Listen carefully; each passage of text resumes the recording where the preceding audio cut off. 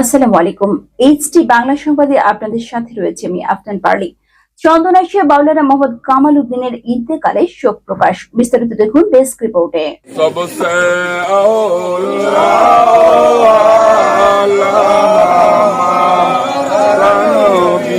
চন্দনাইশ উপজেলার বরকল পশ্চিম কানাই মাদারের বিশিষ্ট আলেমে দিন মধ্যম হাসিমপুর খুনিয়াপাড়া হযরত আফজাল শিকদার রহমতুল্লাহি তাআলা আলাইহি জামি মসজিদের সাবেক খতিব মাওলানা মোহাম্মদ কামাল উদ্দিন প্রকাশ কামাল হুজুর 13 মার্চ শুক্রবার রাত 9:30 সময় বার্ধক্যজনিত কারণে তাহার নিজ বাসভবনে ইন্তেকাল করেন। ইন্না লিল্লাহি ওয়া ইন্না ইলাইহি রাজিউন। মৃত্যুকালে তার বয়স হয়েছিল 60 বছর। তিনি স্ত্রী, 2 ছেলে, 2 মেয়ে সহ অসংখ্য গুণগ্রাহী রেখে যান। 14 মার্চ শনিবার সকাল 9টায় স্থানীয় জামিয়া মসজিদ মাঠে নামাজে জানাজা শেষে তাকে পারিবারিক কবরস্থানে দাফন করা হয়।